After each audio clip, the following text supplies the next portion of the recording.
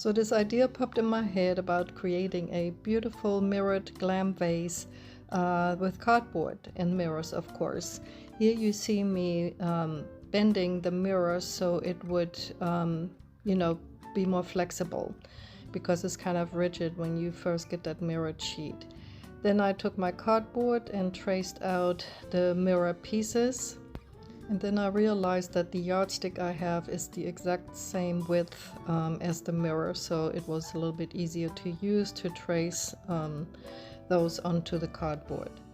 The mirrored sheet has 10 pieces on it, so I used an additional one. If you want to make your vase wider, you can definitely use more pieces. And here you see me just perforating or scoring the cardboard, not all the way through, so it would be flexible to turn into a circle. I wanted to try and put the whole mirrored sheet onto that cardboard because it is a pain to get that little red paper off, and if you do the whole sheet you can just pull the whole thing back.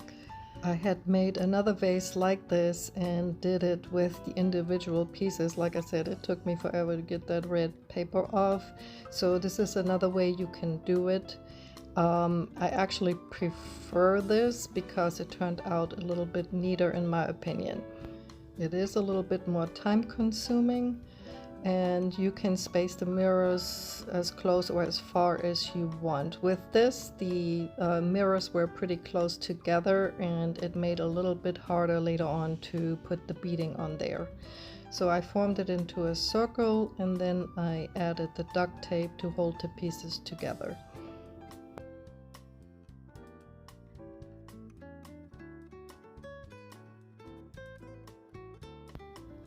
I left the plastic coating on the mirrors, to keep it as clean as possible. At this point the vase is still going to be a little bit wobbly, and that's why we're going to use some really sturdy cardboard, cut out a circle and make sure that it fits inside.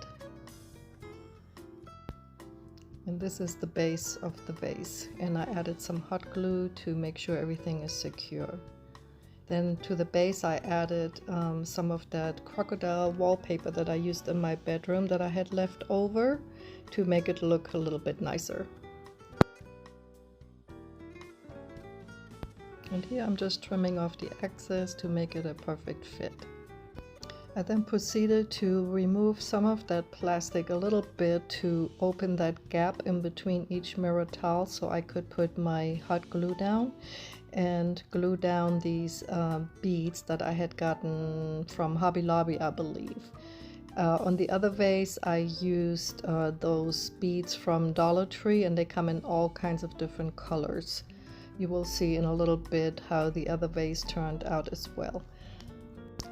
I removed some of the plastic so as to not glue it down along with the bead, so it would make it easy to remove later on.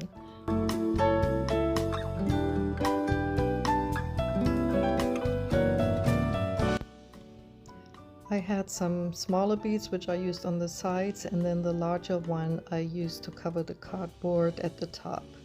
I mean, it is not necessary to have two different sizes. You can do whatever works best for you. Now I glued on a double row of beads, as you can see here, but honestly I would only keep it at one row like I did in the first vase. Unless you make the vase a little bit wider with more pieces, and I'll tell you the reason why in just a little bit. Then I started removing all of the plastic film of all of the mirrored pieces. Guys, this is really so simple and so gorgeous. I just absolutely love it. So here's the top view of the other vase I made prior with the gold beads, and then here is the one with the double row of the silver beads. I am really in love with this contrast of the mirror and the gold beads. This is one of those little wallpaper sheets that they sell at Dollar Tree, and I thought it would be a great idea to cover the cardboard inside. All you do is roll it up and pop it inside. It is the exact perfect height. It is a little bit longer, as you can see there, so you can cut it to size. And this is the reason why I like that one row of beads at the top a little bit better than the 2 rows because I got one of those glass vases from Dollar Tree that I was able to easily slip in there if I wanted to use fresh flowers. And the other vase with the 2 rows was a little bit too tight to be able to slip that in there.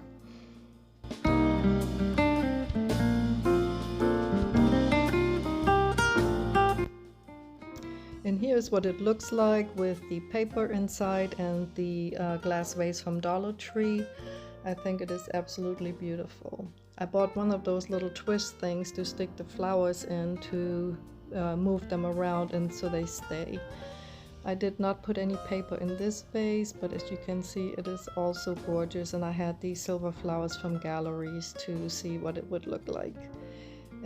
But I'm still more in love with the gold and mirrored one. You know, Dollar Tree has some like hot pink and blue and green, so you could make it any color you want to fit your decor. But please let me know in the comments which one is your favorite, the silver one or the gold one, or which color you would use to match your decor. And here I'm just going to show you a short I made for TikTok about the vase. And this is the method I used the first time around, you know, cutting all the individual pieces and then pasting them onto the cardboard. You have a little bit more control that way.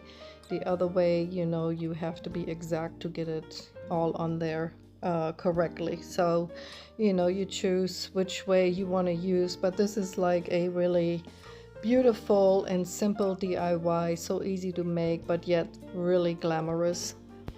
At the end of the video, which is coming right up, I will show you a couple of more styling options, you know, with different flowers.